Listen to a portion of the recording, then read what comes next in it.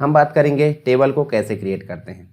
ठीक है, तो टेबल को कैसे क्रिएट करते हैं उसके लिए भी मैंने यहाँ एक कोड लिख चुका हूँ, वो मैं आपको यहाँ पे डिस्क्राइब कर देता हूँ। तो कोड यहाँ पे देख सकते हैं, देखिए 3 वेरिएबल तो हमारे ऑलरेडी यहाँ पे रहेंगे। एक सर्वर नेम है, लोकल होस्ट लिए, यूज़र नेम है, रूट लिए, पासवर्ड है, ब्लैंक लिए। अब एक और वेरिएबल यहाँ जुड़ जाता है डीबी नेम। डीबी नेम का एक वेरिएबल लिए हमने। डीबी नेम कोई भी हो सकता है, यहाँ पे नाम और डॉलर के निशान से हमने डिस्क्राइब किए, पर डेटाबेस का नाम वही होगा जो हमने बना चुके हैं। तो हमने डेटाबेस पहले क्या बनाया है, माई डीबी बनाए थे, यहाँ माई डीबी डेटाबेस बन गए। मतलब किसके थ्रू आप टेबल बनाना चाहते हैं, यानी कि कोई चीज़ जो है जैसे डाटाबेस रखा जाना है तो कौन से कमरे में रखा जाना है, कमरा डिफाइन हो गया, और क्या बनाना है वो हमको यहाँ बनाना है, यानी टेबल बनाना है। तो ये जो है कनेक्शन जो बनाना है का है वो देखिए MySQL कनेक्ट के माध्यम से हमने यहाँ सर्वर, मतलब यहाँ देखिए पहले से बन चुका है। तो हमने क्या करे, सर्वर नेम, यूज़र नेम और पासवर्ड, और एक और यहाँ जुड़ जाता है क्या, डीबी नेम। मतलब एक वेरिएबल जो आर्गुमेंट है वो और जुड़ गया, जबकि पहले कितने रहते थे यहाँ पे कनेक्शन के अंतर्गत 3 रहते थे मात्र। अब क्या जुड़ गया, डीबी नेम एक और जुड़ गया है, क्योंकि हम यहाँ टेबल बनाने वाले। चेक करने के लिए हमने क्या करे हैं, इफ़ यदि कनेक्शन में ट्रू नहीं है, ठीक है, तो यहाँ पे डाई यानी कि डाई फंक्शन कनेक्शन फेल्ड बता देगा, और यदि है तो यहाँ पे अंदर आना चाहिए। एसक्यूएल नाम का एक फिर से हमने वेरिएबल लिए, और इसके अंतर्गत अब क्रिएट टेबल बना रहा है। ठीक है, डेटाबेस नहीं बना रहा है, अब क्या बनाएंगे हम, क्रिएट टेबल। और जब टेबल बनाएंगे तो यहाँ क्या आएगा, स्टूडेंट्स नाम से एक टेबल बनाना है। यहाँ टेबल का नाम कुछ भी हो सकता है, जैसे मान लीजिए कॉलेज का आप क्या बना रहे हो, कॉलेज का डेटाबेस बना रहे हो, तो आप क्लासेस बना सकते हो, जैसे BCA MSc, इस प्रकार से हम टेबल बना सकते हो, उसमें स्टूडेंट की डिटेल रख सकते हैं। ठीक है, तो इसमें नाम चेंज कर सकते हैं, परंतु ये जो क्रिएट टेबल है वो जस्ट के तस रहेगा। ठीक है, अब यहाँ ब्रैकेट स्टार्ट करें, पैरेंथेसिस स्टार्ट करें, और कौन कौन सी फील्ड लेना है। मान लीजिए यहाँ हम चलते हैं वापस, चलिए ये देखिए, जैसे यहाँ हमको लेना ID, student name, percentage, grade, ये लेना है। तो हमको क्या बनाना पड़ेगा, जैसे ID है, फर्स्ट नेम है, लास्ट नेम है, ईमेल है,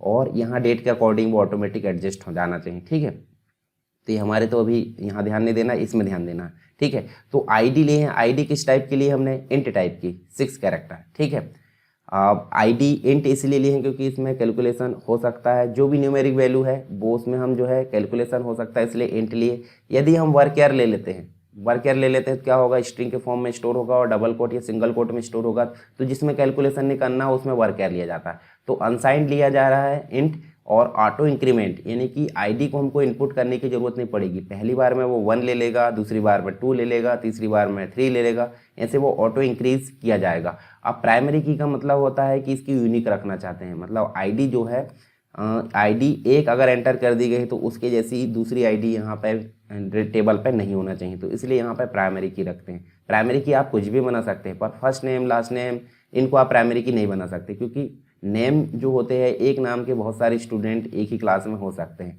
इसलिए इसको प्राइमरी की बनाना उचित नहीं है। तो इसलिए प्राइमरी की किसको बनाया हमने, या तो रोल नंबर को बना सकते हैं, या तो ID को बना सकते हैं, या ईमेल ID को, या मोबाइल नंबर को। इस प्रकार से हम जो है प्राइमरी की ऐसी फील्ड को बनाते हैं। तो ID आपको समझ में आ गया प्राइमरी की क्यों बनाए हमने। फर्स्ट नेम लिए, फर्स्ट नेम को हमने यहाँ पे वर्कयर लिए, और वर्कयर हमने 30 कैरेक्टर यहाँ दे दिए, यानी 30 कैरेक्टर जो है स्ट्रिंग के फॉर्म में फर्स्ट नेम स्टोर किया जाएगा और खाली नहीं रहना चाहिए, नॉट नल। ठीक है, इसके अलावा लास्ट नेम लिए, लास्ट नेम भी हमने वर्कयर लिए और 30 कैरेक्टर दिए, नॉट नल यानी कि खाली नहीं रहना चाहिए, ये भी हमने यहाँ डिफाइन कर दिए। और ईमेल में वर्कयर करके 50 लिए, या भी ये खाली रहे भरा रहे कोई फ़र्क नहीं पड़ता, इसलिए हमने नॉट नल यहाँ पे नहीं दिए। इसके अलावा रजिस्ट्रेशन डेट दी हमने, टाइम स्टाम्प, डिफ़ॉल्ट, या ऑटोमेटिक सिस्टम से यहाँ पे एक्सेस कर लेगा। ठीक है, ये सिस्टम से यहाँ पे ले लेगा या ऑटोमेटिक। ठीक है, इसकी कोई दिक्कत नहीं। और बाद में हमने जो ब्रैकेट स्टार्ट किए थे उसको हमने क्लोज कर दिए, और यहाँ देखिए डबल कोट लगा था तो डबल कोट को भी बंद कर दिए, और जब जो स्टेटमेंट है वो टर्मिनेट की जाती है तो उसको हम सेमीकोलन से टर्मिनेट करते हैं। तो ये कंप्लीट हो गया हमारा क्रिएट टेबल का जो क्या बोलते हैं पूरा स्टेटमेंट। यहाँ पे हमने लिखे क्वेरी पूरी लिख डाली यहाँ पे हमने, और वो क्वेरी स्टोर होकर कहाँ पे, SQL के अंतर्गत। ठीक है, अब यहाँ चलते हैं। इफ़ करके MySQL क्वेरी जो मेथड है उसके अंतर्गत 2 आर्गूमेंट फिर से लिए, कनेक्शन से कनेक्शन ले लेगा। ठीक है, जो भी हमने लिए थे चारों वेरिएबल। ठीक है, सर्वर नेम और जो यूज़र नेम है, पासवर्ड है और डेटाबेस नेम, चारों चीज़ इसके अंतर्गत आ गई और ट्रू हो गया। और एसक्यूएल के अंतर्गत क्या आ गई, ये सारी चीज़ें इसके अंतर्गत आ गई, तो ये भी ट्रू हो गया। जब ट्रू है तो इको में क्या प्रिंट कर देगा, टेबल स्टूडेंट्स क्रिएटेड सक्सेसफुली। ठीक है, ये आ गया आपका। और यदि गलती है, कुछ प्रॉब्लम है, तो error creating table, MySQLi error के अंतर्गत जो कनेक्शन है वो एरर जनरेट करेगा और बाद में MySQLi कनेक्शन को क्लोज कर दिया जाएगा। तो ये हमारा कंप्लीट यहाँ पे देख सकते हैं। अब हम इसको रन करके देखते हैं। आपको इतनी चीज़ बस ध्यान में रखना, ये हमने क्या ली हैं, और नीचे आपको देखिए जो चीज़ें हैं वो पहले से हमने लिख चुके हैं। तो आपको जो चीज़ है नई आपको यहाँ पे देखने को मिली। आप फील्ड, आपके टेबल में फील्ड अगर बढ़ती है, तो जैसे मेरे टेबल में मैंने बनाया ID, first name, last name, email, तो आपके टेबल में आप यहाँ पे बदल सकते हो और ये जो फीचर्स है उसके, ठीक है, जो भी डेफिनेशन दे रहे हैं आप फील्ड की, वो आप यहाँ बदल सकते हैं। ठीक है, 30 की जगह 50 कर सकते हैं, कोई दिक्कत नहीं। यहाँ पे आप अपनी इच्छा अनुसार यहाँ पे मैनेज कर सकते हैं। तो हम चलते हैं ब्राउज़र में और यहाँ चलकर देखते हैं एंटर। ठीक है, तो देखिए हम लोकल होस्ट में जो dbpractice.php उसको रन किए तो टेबल स्टूडेंट्स क्रिएटेड सक्सेसफुली, अब सक्सेसफुली हो गया है, तो हमको देखना पड़ेगा ना। हम चलते हैं यहाँ, देखिए PHP माई एडमिन के अंतर्गत चलते हैं और यहाँ रिफ्रेश करते हैं। जब हम रिफ्रेश करेंगे तो आप देखिए यहाँ पे MyDB हमने डेटाबेस बनाया है, MyDB के नाम से एक डेटाबेस बन गया होगा और उसके अंतर्गत एक टेबल भी बन गया, और टेबल के अंतर्गत फील्ड हमको दिख रही होगी ID, first name, last name, email और रजिस्ट्रेशन डेट। ऑटोमेटिक, देखिए मैंने बताया था ये ऑटोमेटिक ले लेगा और ये भी ऑटोमेटिक ले लेगा। तो हमको एंटर क्या करना है, फर्स्ट नेम एंटर करना है, लास्ट नेम एंटर करना है और ईमेल एंटर करना। अब बात होती है जब हमने टेबल बना चुके हैं तो हमको रिकॉर्ड को कैसे मेंटेन करना है। तो रिकॉर्ड आप यहाँ से भी मेंटेन कर सकते हैं, परंतु हमको यहाँ से मेंटेन करना होता तो हम इतनी मेहनत क्यों करते। तो हमको सीखना है ये, तो इसलिए हम यहाँ से मतलब जो सर्वर है वहाँ पे मेंटेन नहीं करेंगे, हम हमारे PHP से मेंटेन करेंगे, तभी तो हमको सीखने को मिलेगा। तो नेक्स्ट जो बात आती है, इंसर्ट डेटा इन टेबल, टेबल में डाटा को कैसे इंसर्ट करते हैं, ये चीज़ की बात आती है। ठीक है, तो चलिए अब बात करते हैं हम डेटाबेस के अंतर्गत टेबल हमने बना लिए, टेबल में डेटा को कैसे इंसर्ट करते हैं। तो हम 4 वेरिएबल फिर से यहाँ डिफाइन करते हैं, कौन कौन से, सर्वर नेम जिसमें लोकल होस्ट डाल दिए, यूज़र नेम जिसमें रूट डाल दिए, पासवर्ड जिसमें ब्लैंक है, DB नेम जिसमें MyDB है। और कनेक्शन को क्रिएट करना है, तो कनेक्शन को क्रिएट करना था हमने, देखिए यहाँ MySQLi कनेक्ट करके हमने जो है देखिए हमने सबसे ऊपर देखिए यहाँ पर एक वेरिएबल लिया था, जो न्यू करके हमने MySQLi लिए थे, वो इनिशियलाइज करने के लिए लिए थे। ठीक है, कनेक्शन बनाने के लिए। और हम जो है यहाँ पे क्या ले रहे हैं, MySQLi कनेक्ट, और server name, user name, password और DB नेम, ये चारों वेरिएबल हमने लिए, जो चारों वेरिएबल वैल्यू यहाँ से ले लेंगे और ट्रू चला जाएगा कौन के अंतर्गत, और टर्मिनेट कर दिए सेमीकोलन से। ठीक है, चेक करना है तो हमने देखिए अगर नहीं है तो ट्रू फेल्ड बता देगा, और है तो अंदर चलेगा। अब MySQL जो है मतलब SQL नाम से एक हमने वेरिएबल लिए, जिसके अंतर्गत टेबल में डाटा इंसर्ट करने के लिए इंसर्ट इनटू करके हम एक कमांड चलाते हैं। ठीक है, और फिर हम टेबल का नाम लिखते हैं, टेबल के नाम के बाद हम लिखते हैं वैल्यूज़, वैल्यूज़ मतलब हम फर्स्ट नेम को इनपुट, हमने आईडी क्यों नहीं लिए, आईडी इसलिए नहीं लिए क्योंकि यहाँ पे आईडी को ऑटो इंक्रीज कराना है। लास्ट नेम, फर्स्ट नेम लिए हमने क्योंकि हमको इनपुट करना है, लास्ट नेम हम लिए हमको इनपुट करना है, ईमेल हमको इनपुट करना है। तो इसलिए यहाँ पे हम जो है अपनी इच्छा अनुसार यहाँ पे जो इनपुट करना वो ले लिए। डेट इसलिए लिए, डेट ऑटोमेटिक वहाँ पे इनपुट की जाएगी।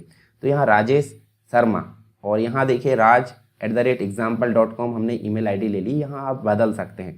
तो यहाँ देखिए हमने इन सबको क्या लिए हैं, न्यू मतलब स्ट्रिंग ली है, यानी कि कैरेक्टर लिए हैं। तो कैरेक्टर लिए तो सिंगल कोट के अंतर्गत हमने यहाँ पे डिफाइन कर लिया। मान लीजिए यदि आपको आईडी इनपुट करना तो क्या लेते आप, ये सिंगल कोट नहीं लगाते, आप नॉर्मली आप 1 2 3 लिख देते, परंतु हमने ऑटो इंक्रीमेंट ली है इसलिए यहाँ पर हमने आईडी को नहीं लिखा है।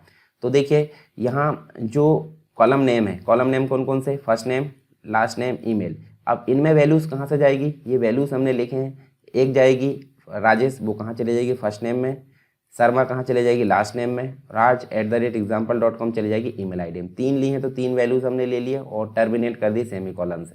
ठीक है, जब ये सारी चीज़ें कमांड चली जाएगी SQL में, तो यहाँ 2 चीज़ें देखिए, फिर से यहाँ पे MySQLi क्वेरी करके जो मेथड है वो चलेगी और 2 आर्गूमेंट पास करेगा। एक कौन करके कनेक्शन वाला कनेक्शन ले लेगा, ट्रू है, और SQL ये भी ट्रू है, दोनों अगर ट्रू है तो इफ़ में चला जाएगा ट्रू, और यहाँ न्यू रिकॉर्ड क्रिएटेड सक्सेसफुली ये मैसेज जनरेट करेगा, और यदि नहीं है तो एरर जनरेट करेगा।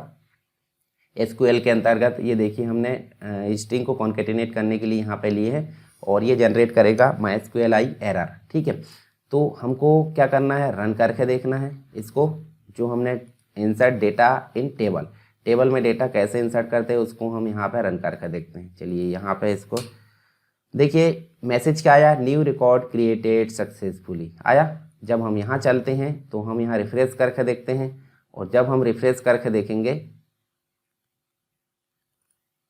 चलिए यहाँ हम चलते हैं, फिर से इसको वापस ले लेते हैं, ठीक है।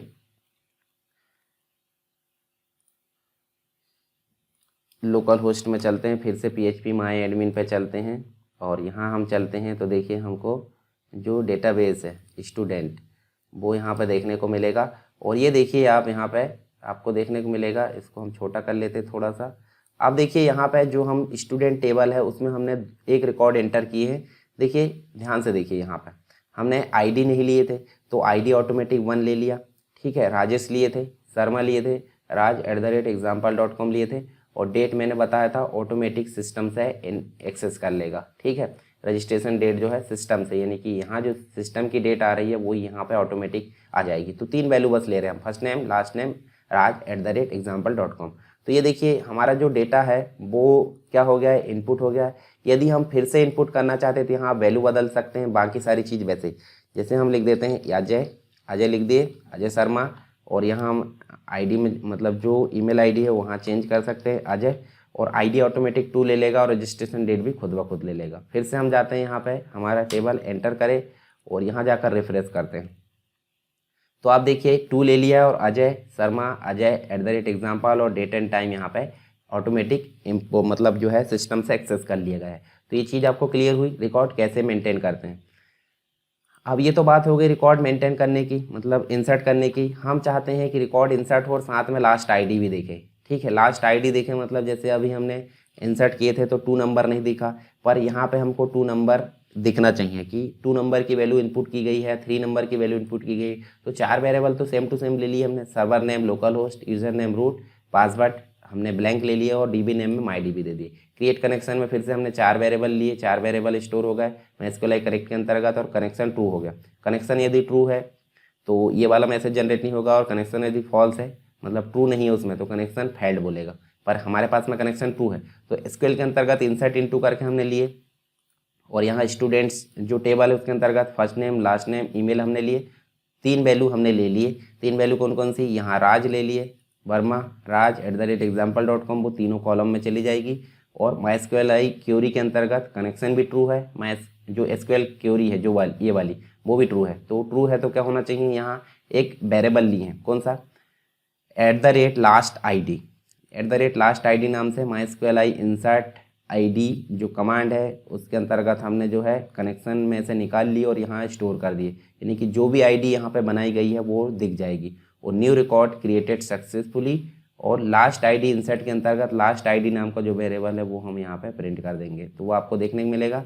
और यदि ये नहीं है तो इको करके एरर प्रिंट करेगा, ठीक है। तो ये last ID same to same सारी चीज़ें वैसी है, बस आपको यहाँ ध्यान देना है, इतनी चीज़ यहाँ पे देखने को मिली है, ये चेंज हुआ है, और यहाँ पे आपको लास्ट ID को कॉन्केटिनेट करने के साथ में प्रिंट करना है। चलिए इसको रन करके देखते हैं हम, यहाँ पे जो कनेक्ट रिफ्रेश करते हैं, और यहाँ देखिए new record created successfully, last ID कौन सी है, 3 है, क्योंकि पहले से 2 ऑलरेडी थे। तो जब हम रिफ्रेश करेंगे तो रिफ्रेश करने के बाद हमको यहाँ पे देखने को मिलेगा, देखिए 3 नंबर की ID थी, राज हमने इनपुट किए थे, वर्मा और raj@example.com, और date and time automatic access कर लिया सिस्टम से, ठीक है। तो ये चीज़ आपको क्लियर हुई, मतलब जो ID है वो कैसे यहाँ पे निकालते हैं वो हमको यहाँ पे क्लियर हो गई, ठीक।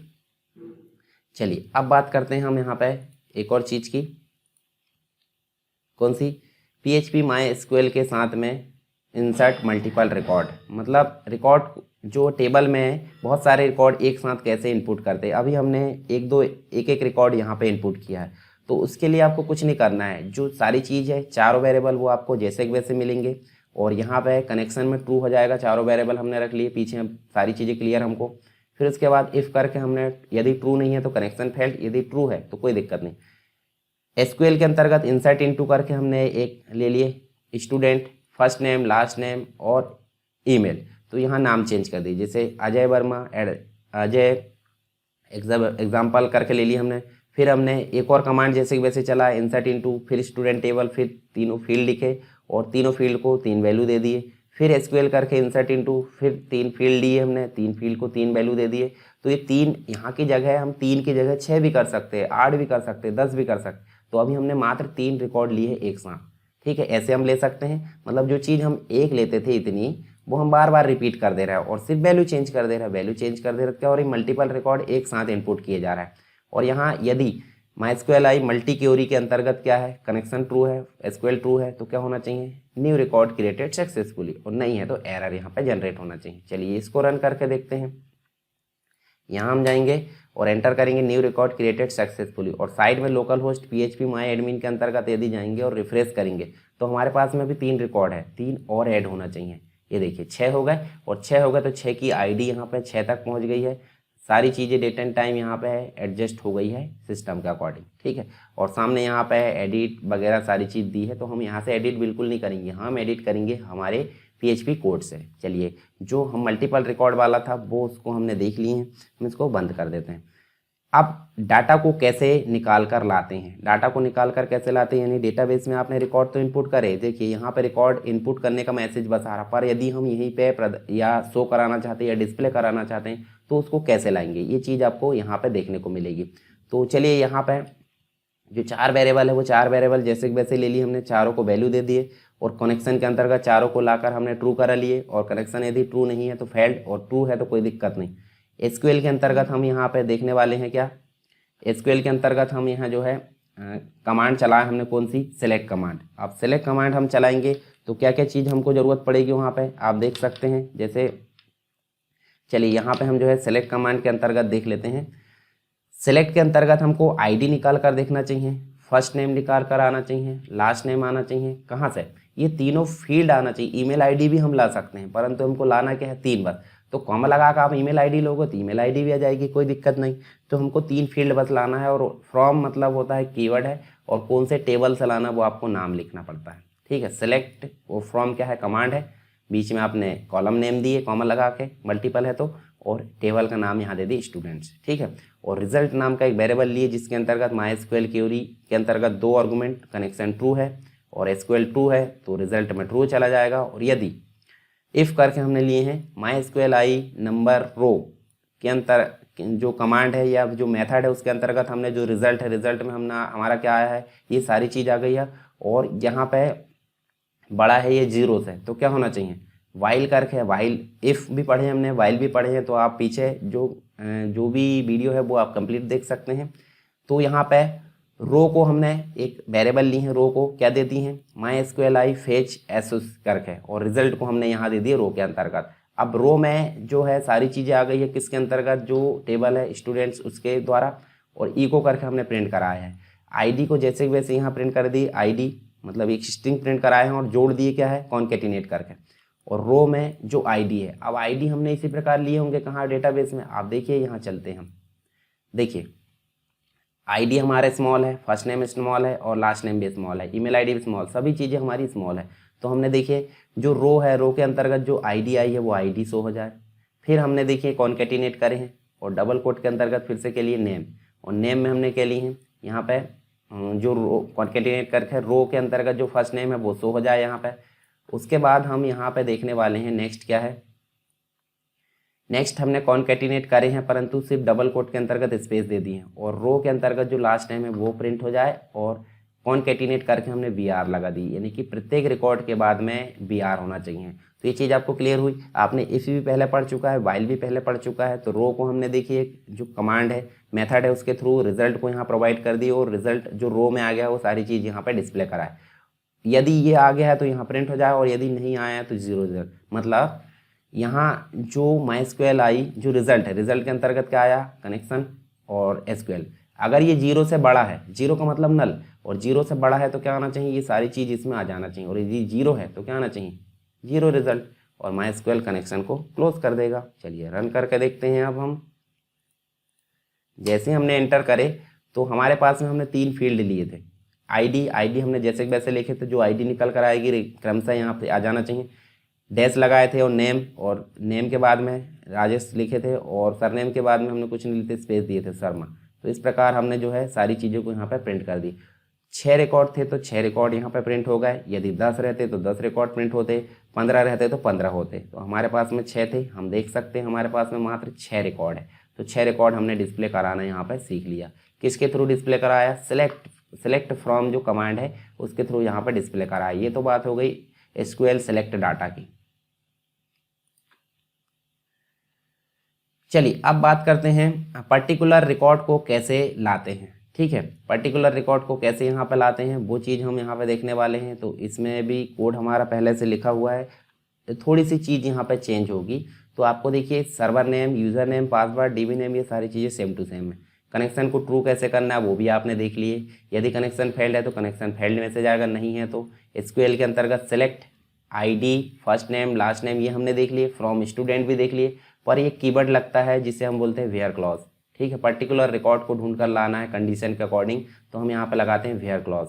ठीक है, यदि आप कंप्लीट रूप से SQL सीखना चाहते हैं तो आप जो है उसको पहले सीख सकते हो, ताकि आपको ये जो है आसानी से यहाँ पे और समझ में आए। हालांकि मैं यहाँ PHP के अंतर्गत SQL सिखा रहा हूँ, पर जितना ज़रूरत है उतना ही सीख पाएंगे आप यहाँ पे।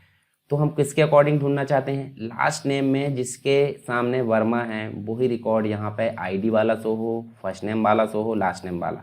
यदि यहाँ हम शर्मा कर देते हैं, शर्मा वाला शो होगा। ठीक है, तो जो जिसके सामने लास्ट नेम में वर्मा है वो यहाँ पे प्रदर्शित होना चाहिए। Select ID, first name, last name, किसके थ्रू? स्टूडेंट के थ्रू। ठीक है, अच्छा सारी चीज़ें जैसे कि वैसे ही है। देखिए रिजल्ट आपका जैसे कि वैसे ही है। रिजल्ट में ट्रू चला गया, और रिजल्ट में अगर ट्रू है तो इसमें स्टोर हो गया, और अगर इसमें है तो कहाँ चला गया? मतलब ये बड़ा है तो कहाँ चला जाना चाहिए? ये वाइल करके रो में हमने प्रिंट कर लिए सारी चीज़ें, और रो में प्रिंट कर लिए तो ID के सामने ID शो होना चाहिए, नेम के सामने नेम शो होना चाहिए, फर्स्ट नेम, और रो के सामने जो है जो ये वाला लास्ट नेम, मतलब नेम के सामने ये दोनों शो हो जाना चाहिए। ठीक है, और यदि नहीं है तो 0 रिकॉर्ड आना चाहिए। तो अंतर क्या हुआ? चेंज क्या करना है? इसे चेंज करना है वेयर क्लॉज लगाकर। सिर्फ इतना सा चेंज है, सेम टू सेम आपका पीछे की कोडिंग आपको काम आएगी। चलिए यहाँ पे चलते हैं हम कहाँ पे। देखिए जिसके सामने वर्मा लगा है वही रिकॉर्ड शो हुए 3, 4, 5। यदि हम वहाँ चेंज कर देते हैं, वर्मा की जगह हम कर देते हैं शर्मा, तो जिसके सामने शर्मा है वो शो होगा। देखिए ये शर्मा। ठीक है, यदि हम कर देते हैं मिश्रा तो यहाँ पे मिश्रा वाला शो होगा। देखिए यहाँ पे मिश्रा वाला एक रिकॉर्ड है। तो ये जो हो गया लास्ट नेम में जिसके सामने क्या होगा? अच्छा यहाँ फर्स्ट नेम भी कर सकते हैं, या फिर हम कर सकते हैं जैसे हमने ID लिए तो ID में कौन सी ID शो करना है आप यहाँ नॉर्मली लिख सकते हैं, मतलब यहाँ पे 3 नंबर की। ठीक है, चलिए यहाँ रन करके देखते हैं। तो यहाँ देखिए 3 नंबर की ID, तो ID के अकॉर्डिंग भी हम कर सकते हैं। और पर्टिकुलर कोई फील्ड है जैसे हमने अभी लिए थे फर्स्ट नेम, लास्ट नेम, हम ले लेते हैं फर्स्ट नेम, और फर्स्ट नेम में सिंगल कोट लगाना पड़ता है। ठीक है, और यहाँ कर देते हैं हम अजय। ठीक है, और आप देखिए जिसके सामने अजय है वही यहाँ पर शो हो रहा है, अजय शर्मा और अजय वर्मा। ठीक है, तो आप समझ गए ये। चलिए अब हम बात करते हैं अगली जो चीज़ें हैं उसकी।